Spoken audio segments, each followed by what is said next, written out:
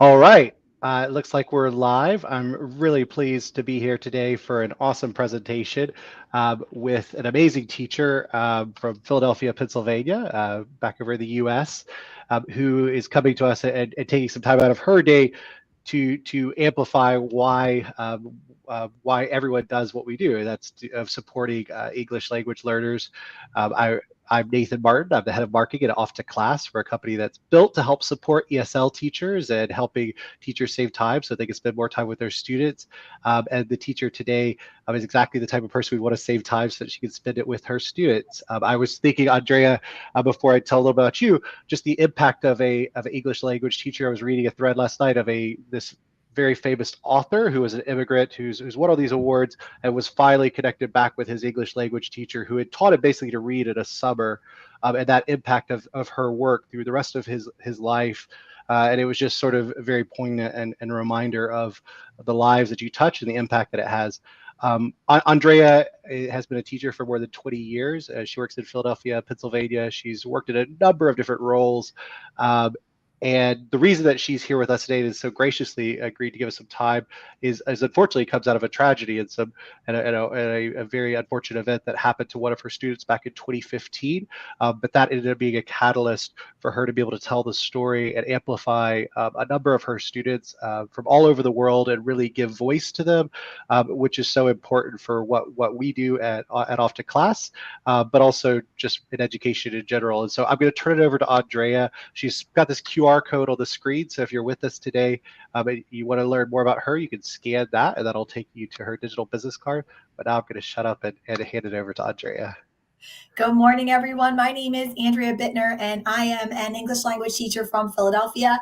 I truly appreciate the time that you are spending with me today. I know that you could be out there in the world doing lots of different things, and the fact that you want to spend some time with us is something I'm really grateful for.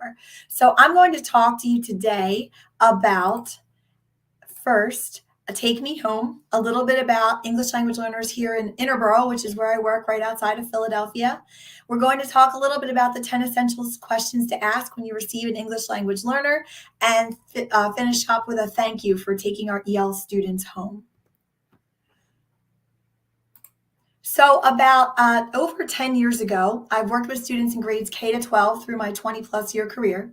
And about 10 years ago, I had the honor to work with English language learners at the high school level. I worked with about 40 different students at the time, and you'll see a picture of them there, with about 25 different languages. They came from all different walks of life. I had students that crossed the border. I had students that were adopted. I had exchange students. I had students who were born here. I had students who had waited 10 years for a visa and came after mom and dad. I had students who had waited 10 years for that visa and came before mom and dad. So we had many different students with many different experiences coming into our program. We had this huge classroom banner in our classroom that they were greeted with every single day. And that banner said, "Education is opportunity. Education is freedom. What's your plan?" And you'll see a slide here of that banner behind Demi and Camila, who were two of my students at the time. That "what's your plan" mentality was really important to our program because our students knew that whether they were born here or not, they had come into our program at the high school level. This was their free ticket for opportunity and education, and we had to come up with a plan of what their next chapter would be. Their plan could not be, "I'm going back to my country," and their plan could not be, "I'm not going to give my best because my parents have given me this opportunity to be here and learn in this program, and we expect you to come up with what your plan is." One of the essential parts of this "What's Your Plan" program was that our alumni would come back every year and greet our current seniors, and they would present them with a t-shirt. And that t-shirt was meant to celebrate whatever it was they were heading to next, whether it was military, college, career, training, entrepreneurship. It didn't matter. That t-shirt would say something about what their plan was next. And we were there to celebrate that they would now be able to sign this famous banner to say they had completed it and head into the next realm of life.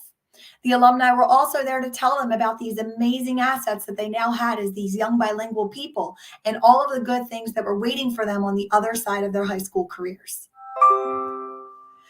One particular family that I worked with at that time was the Lopez family. I had worked with all 7 of their children, and they happened to be from the country of El Salvador. I've traveled to El Salvador myself 3 times to do different projects and work there. And there were all boys and 1 girl. And I had worked with Sergio all the way down to Jeffrey and Henry and Jeffrey from Las Vegas, finally ending with that family with the youngest female named Nancy. Nancy had completed that What's Your Plan program. And about a year after I was finished teaching, one day I was in a building next door and Nancy had headed off to a local community college. And there were a bunch of helicopters outside. And I remember looking outside that day thinking, oh, wow, I hope everybody's okay. I don't know what's happening, but it seems like there's a lot of helicopters outside of my room today. My district happens to be located around a lot of train tracks. And so about an hour after I was teaching that day, my principal came down to get me to let me know that one of my students had been hit by the train. And that student was Nancy. And unfortunately, she died that day. When we watched the video with her parents later, we learned that she had made a decision to walk along the inside gate of the train tracks. She had a pair of headphones on, and as she was walking down the track to get ready to cross to the other side, not using the overpass, she was clipped from behind by the Acela. That's a picture of Nancy there. And when that experience happened that day, one of the most troubling parts of it was not only the death and the trauma of our student and what that threw our community into, but one of the bigger parts of that day that was equally as traumatic was for mom and dad. And that's a picture of them there. You see, mom and dad were still learning English themselves. They spoke primarily Spanish. And so when they were notified that morning that one of their children had been hurt, the communication on the force was in English. And they didn't have anybody immediately available that could communicate with them in Spanish. So they could piece together that something had happened to one of their children, but they weren't sure as to which one it was. So they got to those tracks and they spent hours waiting there trying to call everyone, including myself at a later point, and figure out which one of their children had passed away. At the time, as we went through the next few weeks with mom and dad, dad's a pastor in the city and mom works alongside of him. We were working with immigration to see if we could have her brother come back and bury his sister. We were working with local government agencies to try and get resources for mom and dad. We were working with the local funeral home to help them navigate how to bury their daughter in a way that would be budget friendly or free. And we were able to accomplish all those things over time. But one of my jobs that day was to write a short poem and talk about Nancy's crossing into the US. She happened to be one of my students that had crossed the border. And so I wrote a short poem about an homage to her life, and I called that poem Take Me Home. And that was read at her funeral that day. So I worked through that poem and we worked through that experience, and I continued to teach these amazing young people. And a few months later, I was sitting there teaching one day and I saw that piece of paper with that poem still out on my desk. And I thought to myself, maybe somebody could use a piece of this story. Maybe there's someone out there who would need to hear about Nancy and some of my other students' lives. And so I sent that piece of paper out on a whim to a bunch of different publishers. And about 6 months later, a publisher got back to me and they said, hey, Andrea, we really like your poem, but we don't want you to write a poem. We want you to write a book. And we're going to give you about 6 months to do it. And if you come back to us with something that we like, we're going to take you on and we're going to publish it. So I started to think about it and I thought, well, I don't just want to tell her story. I want to tell all of their stories because they're so different. And everybody seems to think that our English language learners' experiences are exactly the same. And so I took those 6 months and I went back and I found and interviewed 11 of my former English language learners who are now in their late 20s, early 30s, all young, successful, bilingual people out in the world. And I started to ask them a question that I thought we had missed. I said, when you were in school with us, we knew your data. We knew your accommodations you needed. We traveled with you through the ups and downs of assimilating into our country, whether you were born here or not. But the one thing that we didn't ask you is now that you're a young bilingual professional person out living and working in the world, and you have the communication skills that you need to read, write, listen, and speak to English, and you can reflect back on this time that you went through, what was that really like for you? And so we spent time together over those 6 months. It was kind of pre-pandemic, through the pandemic, and lots of FaceTimes and follow-ups and phone calls. And we had conversations. And from every conversation I had with these young people I'm about to show you, something that they would say would help me go, and that's your chapter, and that's your chapter, and that's your chapter. And so meet Evidence from the country of Ecuador. Meet Fuel and Grit, we changed their names to names of strength, from the country of El Salvador. Meet Plunge, an exchange student from Taiwan. Meet Surge, a student from the country of Rwanda. Meet Chance from India. Meet Switch from Lebanon. Volt from Benin. And Navigate from Ghana. Also meet Charge from the country of Kenya. And Embrace from Wilmington, Delaware. I thought it was extremely important to also include the perspective of someone who was born here in the US. And from every conversation we had, we created Take Me Home, the true story of 11 of my former bilingual kids who give a firsthand perspective, it's written in the first person, of what it was like to truly come and live or be born in America. And we weave Nancy's story through it. It's written in English and it also repeats in Spanish in the same book. And that was important for many different reasons, but we're happy to have both included in the same piece. What it's like to be an EL teacher is an amazing opportunity for me. I've spent the bulk of my career as a support teacher in this field. Where I come from is Innerborough, right outside of Philadelphia. We have the luxury of working with our students for many years and seeing them grow. We start with a pre-K academy where all our 4-year-old students begin, and we work with our families who are bilingual and learning English. We then move them to a kindergarten academy where they spend a year together as kindergartners. They move into our community schools where from grades 1 to 8, I have the opportunity to work with them, and then into our high school for grades 9 through 12. But what I've found is this. I've worked with students in EL, I've worked with Title I reading students, I've worked with gifted students, average students, it doesn't matter, in grades K to 12. I've found that these students and their families are all looking for the same 3 things. They want to feel respected, they want to feel accepted, and they want to feel admired. And as a support teacher working in that realm, I found that if we can give those 3 opportunities of respect, acceptance, and admiration to them at least 75% of the time, not just on their good days, but on their challenging days too, they will work for you. So this field of ELL, this acronym is always changing. It started out here in the US as ESL years ago, English as a second language. I've seen it move into ELL, English language learner. Then here in Pennsylvania, lately they've decided to cut off an L and go to EL. And I've seen it in other parts of the country as ML or MLL, multilingual learner, and more. The good news is this. When you see someone coming into your classrooms who have that label, wow, are you getting ready to work with an amazing bilingual person who is a huge asset to your classroom community? We work with over 200 active students in our program with 5 different teachers.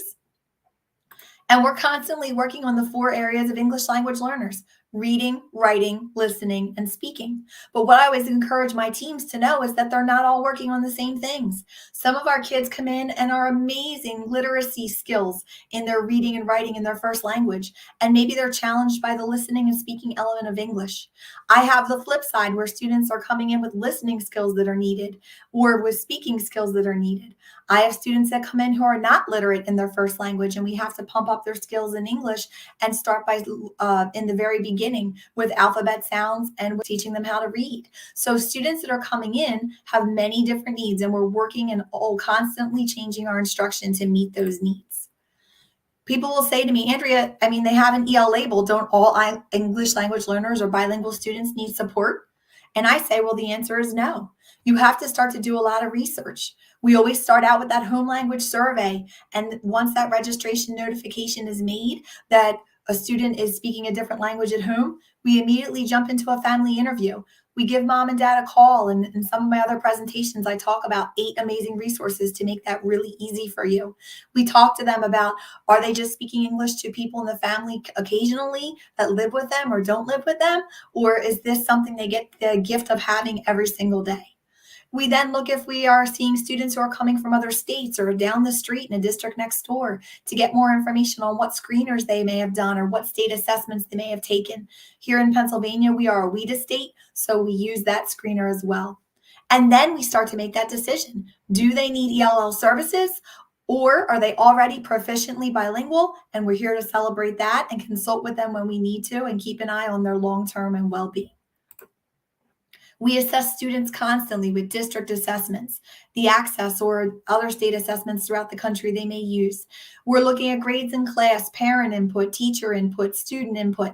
I always like to say we need the movie and not the snapshot of our students. So constantly working to assess their needs is helping us in these areas. So what I say is this: when you receive an English language learner in your classroom, don't be cautious. Their experiences are all different. Let's get curious. So here are some curious questions I think that teams should start to ask when they receive an English language learner. First of all, what name does the student prefer to be called, and am I pronouncing it correctly? Some of our students are very shy about letting teachers or people throughout the building know that their name may not be pronounced correctly, and that's one of the most important parts of who they are, and they hear that most often. So I encourage teachers to check with the student or myself or other teammates to learn that. I'm a big believer that everybody in the building needs to know who our English language learner students are, from the office team to the maintenance team to the cafeteria team to the transportation team, all content area teachers, support teachers, because 75% of the interactions that happen with these kids are going to happen outside of the four walls of the EL classroom, and we want them to experience as much success as possible as they can throughout the day. We then want to look at records and information from that home language survey. Was the student born here and have you spoken to your class? Do we recognize other places they may need support when you're not with them from other students that you could tag into throughout the school day? Have any traumas occurred? Let me give you an example of that. I have a student named Christopher who happened to be also from the country of El Salvador. Christopher witnessed the murder of his uncle down in his country. For the first year that I had Christopher, every time he would hear a copy sound or a copier machine, he would jump because that clicking reminded him of gunshots that he had heard in his country. After we worked through that with him about a year later, one of his really good friends named Nikki asked him if he would want to hang out one day after school. I happened to overhear this conversation. I looked at Christopher and Nikki's conversation when I heard Christopher quickly tell Nikki no. And I was surprised by that because Nikki and Christopher seemed to be good friends. So I pulled Christopher aside after school that day and I said, "Hey, buddy, I noticed Nikki wanted to hang out with you today and you said no. What's going on? I know you guys are neighbors." And he looked at me and he said, "Mrs. B, it's because they'll take me." And I said, "What do you mean they'll take you, Christopher?" And he said, "When I was in my country, I wasn't allowed to play outside because if I did, there were gang members there that were waiting for me. And if I played outside too long, their next question was to be why I was on that street and I would possibly need to pay rent for that day."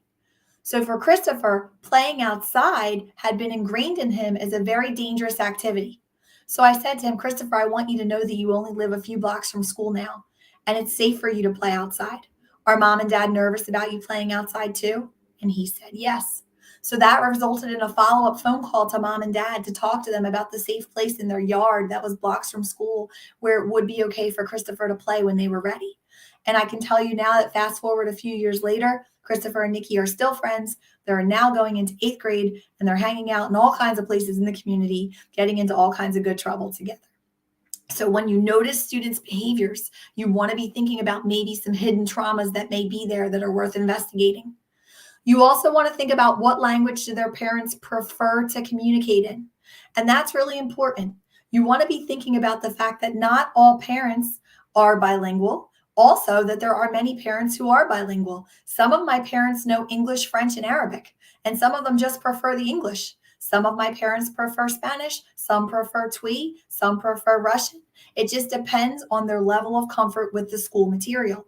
So instead of saying, "Do you speak English?" I always tend to frame it as, "What language do you prefer we send communications home in?" We also want to think about their first language and language distance. Some of our students come in and they're completely literate in English, completely literate in their first language, and it's a win-win. It's a quick transition. Other students come in and maybe they've never been to formal schooling, and so that would be a different experience. And you want to be asking them along with their parents, can they read and write in it? And that's an opportunity for you to learn more about the depth of their skills. What education systems have they participated in? I had students who come in who were used to going home for lunch every day. It was shocking to them that they couldn't. I had students who had been clearly mandated every 45 minutes of their day from 8 a.m. to 5 p.m. in boarding schools. So when they came into our school, it seemed very, very lackadaisical, and they weren't sure. They were a little overwhelmed about what they should do throughout the day when they had that free time. You also want to think about staff and students in your building that you can connect our kids with. One great thing we do is a bilingual district list to give opportunities for people throughout the building, throughout the district, throughout the community to be able to be access points for kids throughout the day when they need them. It also gives them a lot of pride to show off their bilingual skills as well. You want to be thinking about those models of success within the community. And then you want to think even broader than just your immediate teams. You want to think about things that support teams in the building should consider. For example, are you connecting your kids district-wide, county-wide, and statewide?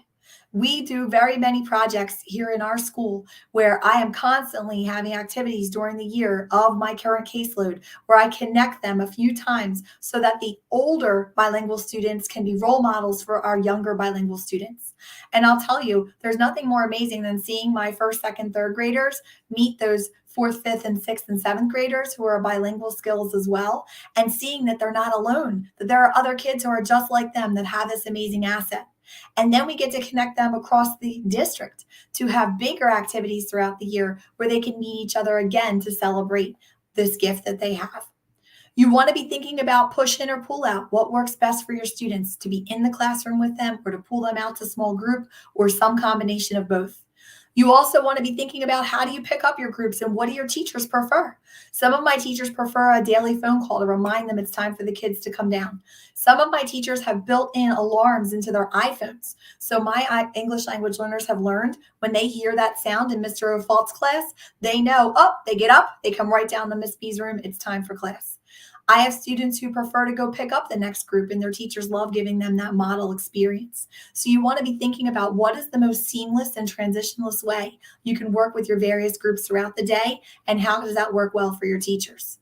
Do you offer their first language in the building? There's an amazing experience there for our bilingual kids to continue to strengthen their literacy skills in their first language. If it's there, I encourage you to put it into their schedules. You also want to think about giving them breaks throughout the day. Learning English is exhausting. When I traveled to Salvador a few times myself, I knew enough Spanish to get by, but my limited vocabulary at the time would give me a lot of headaches. And by the end of the day, I was so happy to hear one person speak English to me just for that break.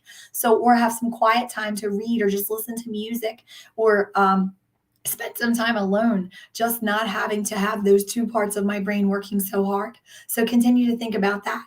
Clubs, activities, cafeteria settings.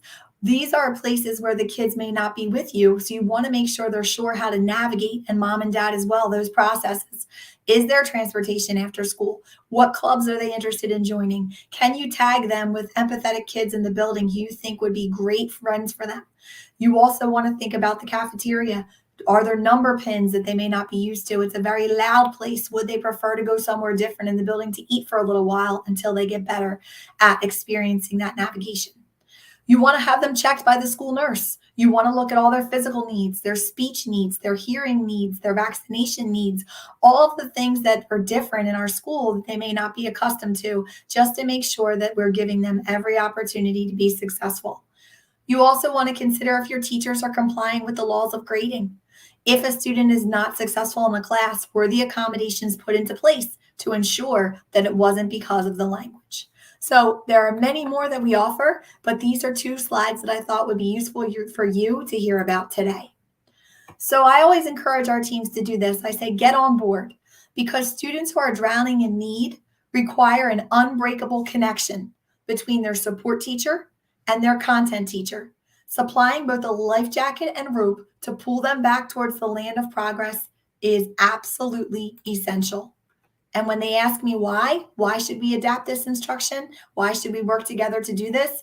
I say this, because without reading, writing, listening, and speaking skills for our EL kids, you are masking their opportunities for life. We are their ticket to their free education, and we look forward to the opportunity to provide these skills for them. Speaking of masking kids for life, and working with the kids that we do. One of the things I always say that they're really looking for, and their families as well, is just for us to extend a hand. And I'd like you to take a moment and just look at the hands that you have and realize just how important they are out there in the world for our kids. You know, the night before Nancy's funeral, one of the things that Nancy's parents had been struggling with the absolute most was that for the weeks since she had passed and been hit by the train, they weren't able to visit their daughter. They weren't able to go and see her because her body had been severed into parts. And so the night before the funeral, I was getting ready for the next day, and the funeral director called me and he said, "Hey, Andrea, what are you doing?" And I said, "Well, you know, I'm working on my presentation for tomorrow and getting this poem ready and getting ready to pay our respects to Nancy." And he said, "I have good news. Nancy's hands are intact. Her pink nail polish is still on her fingers. Her gold rings are still sitting there, beautifully displayed on her hands. And I think that if you can bring mom and dad by for a little bit, I can arrange her in a way that you can come and sit with her for a while." And I said, "Okay." And I called mom and dad and I let them know that we had an opportunity to do that. And so I drove down and I picked them up and I walked them into the funeral parlor, and out laying before us, beautifully arranged under a beautiful white sheet in her coffin, was Nancy. And her hands, her beautiful hands, were sitting out there waiting to be held. And so I sat down respectfully to let mom and dad have that opportunity. And her mother looked at me and she said, "No, Senora, you go. You were her teacher. Talk to her and sit with her for a while." And so I walked into that funeral home and I sat down next to her and I talked to her and I made her a promise that I would go out into the world and I would help people learn, and teachers learn, and educators and business leaders learn that all our kids are looking for is for us to extend a hand. And sometimes they need us to be a navigator. Sometimes they need us to be an encourager. Sometimes they need us to speak for them while they're still acquiring those skills. Sometimes they need us to break barriers of people that may think that they're all the same. Sometimes they need us to connect them to other kids and other teachers and other role models in the building. Sometimes they just need us to listen. One of my best listening stories was when Henry, who is one of the kids in the book, came into my classroom with Demi, another young lady from the book, my very first times teaching them. And Henry walked in with this big smile on his face. And Demi said to me, "Miss B, Henry is asking me to be his friend with benefits. I do not know what that means." And I just busted up laughing and I said, "Demi, what you can tell Henry and anybody else who ever asks you that question is that the answer is always no." And we all laughed together and we had that experience. Sometimes they need you to be their caretaker and be able to put on those binoculars when they're having a hard day, and where you can see their long-term asset and they've got that microscope thinking at the time and all they can see is survival. It's up to us to provide that binocular thinking and that binocular vision to see where they're headed for them. They need us to be their teacher. They need us to teach them the reading, writing, listening, and speaking skills and be curious about what assets they already have. And finally, they need us to creer or believe. They need to believe for us to believe in them on days when they feel like they aren't so sure. So you are their ticket. They come to your classroom for fun, laughter, safety, navigation. They appreciate you for your innovation. You motivate them, you relax them, you restore their beliefs on a daily basis, and you, most importantly, help them stay determined to accomplish whatever it is their plan might be. So, where do they go because of you? Lots of places. And today we're just here to thank you. Thank you for navigating their hardships. Thank you for highlighting their strengths. And thank you for being their hero. I'm proud to work alongside of you, and I'm proud to know you. We say this with love, not only from the students and families of Take Me Home, but we also say it from the newest little Nancy, who was born in El Salvador, to Nancy's brother in December of 2020. We do many presentations all around the country that involve pieces such as what we talked about today. In addition to that, video documentary pieces that the students have created to give more of their opinions on their experiences. And we provide real resources to strengthen connections with your EL families and to communicate with their parents in ways that are effective and immediate. So you can scan that Popple code if you'd like to contact me or meet more. Visit us on our website to see some really great video clips at AndreaBitnerBooks.com.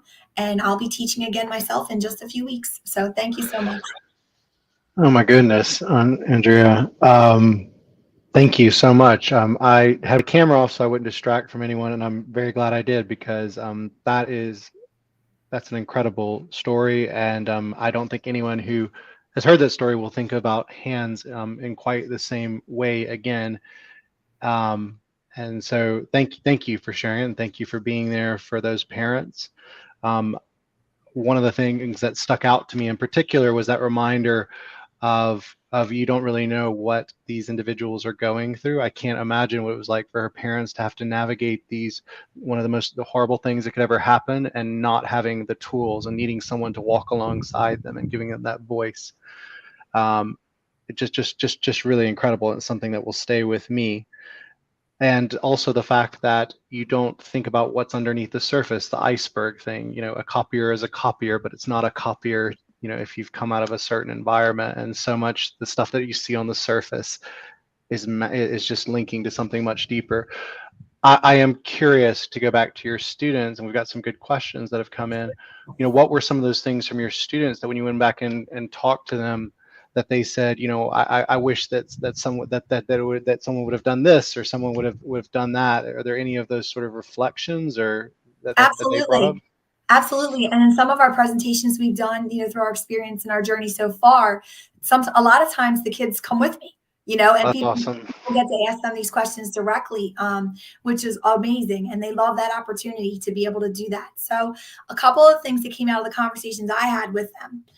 The first one was that when you meet someone who's learning English for the first time, treat that time in their life, or that very short chapter of their life, like an asset and not a handicap. They're not handicapped. They just need that time to grow and to have people help them navigate all of these different things that are coming at them on a daily basis.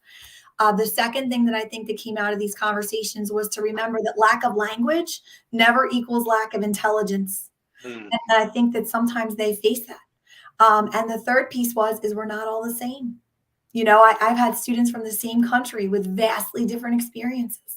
And so that get curious, not cautious mentality, I think is really important, that they need that. You mentioned about going to El Salvador, and I remember the first time I went to a non-English or Spanish country. I think it was Turkey, and trying to navigate my way around Istanbul, where nothing makes sense. And then you go to India in the same way, and there's nothing like that that'll put that sort of perspective. And there's an apocryphal quote that I always love that sort of says, the more that someone travels, basically the less that they should talk, or the more humble that they should be. And I think that you're exactly right when it comes to treating this as an asset-based experience. And one of the things that to do that, you need time and space, right? And that's the problem when you're in the educational setting, is that sometimes you have to move very quickly, and there's not always time that's created. You gave us a great set of questions and things that that people should be using, districts should be using, and I know our teachers and community will. But one of the questions that came to us that someone had asked were, the WIDA screener is one of those things that helps us kind of identify, where instructions needed, support is needed. What are sort of some of the limits of that? You had this great analogy of we need a movie, not sort of a snapshot. What does WIDA do well, and where are the areas that you always sort of say we need to be kind of room for improvement? Sure. So, WIDA is a yearly assessment, Right. at least in Pennsylvania. So to me, it's a moment in time where you're screening to see where our students are then. But that information quickly becomes very invalid, right, over time, because you would want to see growth. I think it's a starting point. We gave that assessment in my district in February of last year. By the time I got those scores, it was June. So that was the starting point to see where they were then and compare it to where we are at the end of the year with our district level assessments. And then, that continues to just be a part of their journey. So I'll use that and the district level assessments plus their grades, plus their teachers' input. We do these language use inventories where teachers get to rate their students, plus, writing samples. You can't say enough about having great portfolios and writing samples. Plus, going over those scores with your kids, at least at the, those upper grade levels, those, I'd Hmm. say grades third and up levels, and having a conversation. And I did that with my kids. This is where we are. This is what you seem really strong in. Do you agree with this? Do you disagree with this? And what do you think you want to work on next? They're all so bright. It's just we've got to tweak some things differently for each of them. But I think the Ouija screener is a piece of it, but it's not the result.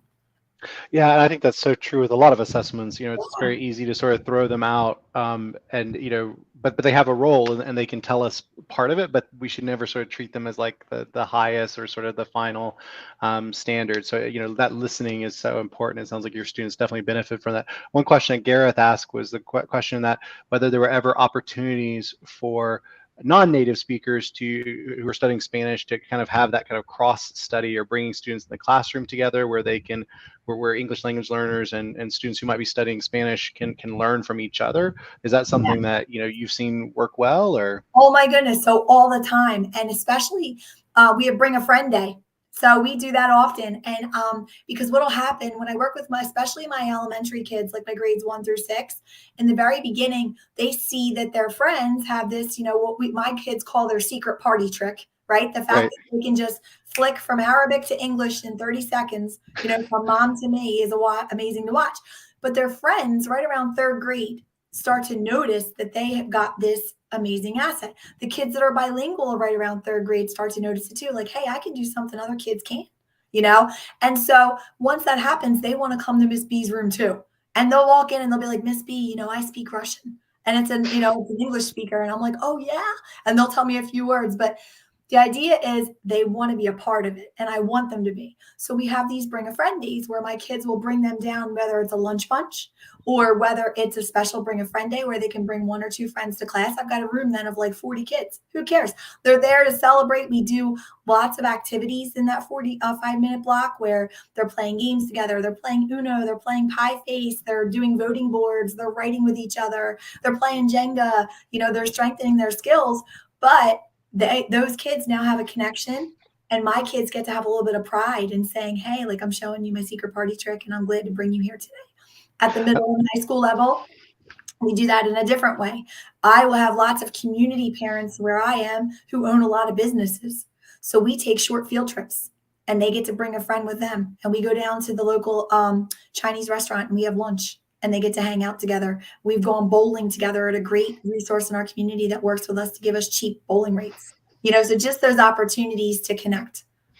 That's wonderful. And I just think, it's just so important in a high school context or any context, just to have that sort of safe space where you can Mhm. try these things out, where you can see something new. And I was thinking in particular, you've been teaching for 20 plus years, and over that time, the ubiquity of the internet and connectivity has just gone all, to an insane level.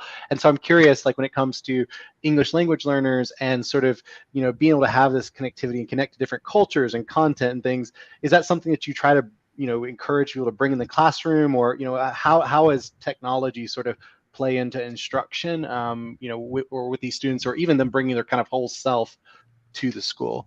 It does. We've got a couple things. So in my classroom, I have flags of the world everywhere. And so the kids have gotten really curious about finding their country's flag. And we do presentations on that, and they get to talk about their country and their foods and their family. And they bring in pictures. What I call it is like people who are proud of me pictures. Mm. And so they bring in pictures of people in their life who are proud of them. And I've seen people from their home country that they don't live with. I've seen people in their immediate family. I've seen friends. I've seen teachers' pictures down the hall that come in. So it opens that up. And we also do some connection activities throughout the year so that they are able to share with each other. So when I group them for the special activities throughout the year, I group them by languages so that all of my students, it doesn't matter what grade they're in, that speak Mandarin are together, and all my students that speak Portuguese are together. And so they get that opportunity to interact and use their first language there as well. And we do presentations we did at the end of the year on flags they were curious about in the room that they didn't know where it was. And so that allowed them to expand their mind to learn about other places too. That's fantastic. That's fantastic. Um, I'm going to let you run in just a second because you've been Sure, very generous with your time and sure. we really appreciate that. But I just wanted to ask kind of one final thing was you're getting ready to head back to the classroom. There are a lot of other teachers that are going to watch this at some point that are also, and I know that, the last couple of years that there's been a huge strain and a huge pressure on teachers, like everyone, but particularly teachers. And so I'm just curious, how do you sort of find the energy or, the sort of how do you renew yourself as you walk back into the classroom? What sort of encouragement could you give for a teacher that might be feeling a bit tired as they're getting ready to start another semester, year of instruction? Okay. Well, I have a couple things to say. The first thing I want to say is you are their ticket. You're it. They're coming into your show every single day. And they, whether they like it or not, they're coming to your classroom. And so you're their opportunity to have a wonderful experience in the school environment. So they're relying on you. And when you feel that tiredness or that anxiousness or that nervousness or wanting to leave, I mean, here in Pennsylvania, we went from certifying 21,000 teachers a year to now six. And Wow. so we feel that shortage here and in many states across the US. It's happening. It's a crisis, and I get it. What do I say to you? Rely on your team. You are not alone. Nobody reaches success alone. You've got to rely on your team, your colleagues, your administrators, people you feel you can chat with when you're having a great day or a challenging day, pumping each other up, lifting each other up. You're only stronger by the people that you surround yourself with. So it's important that you surround yourself with people that will keep you going. Andrea, this has been absolutely encouraging. I can see our people thanking you for it in some of the comments. And, I just want to say thank you as well for being a continuing advocate for your students, for amplifying it, for keeping them at the center of it, and for giving us such practical things. I know this will be really useful for our community, for anyone. You can see it on the screen, but we'll make sure to share it with you, with anyone who might be watching. But please check out Andrea and her work. And yeah, this would love to hear more and look forward to hearing the stories that will be coming from your future students. So thank you so much. Absolutely. And I'd love to continue to connect with all of you. I'm here for you. I'm working alongside of you. We're doing this presentation nationwide, virtually and in person. And there's even more to it. So reach out to me, AndreaBitnerBooks.com, or AndreaBitner@gmail.com is my email with the number 4. Tell me your stories. I feel better too when I get to connect with others. So, and that QR code you can click on, and that will give you access to the resources we talked about today, the book link to purchase today. In addition to that, all the website information. So everything's in one-stop shop. So I would love to connect with you. Thank you so much. And Sure. with Have that, a great we'll day, end guys. things. Thank you. Bye bye.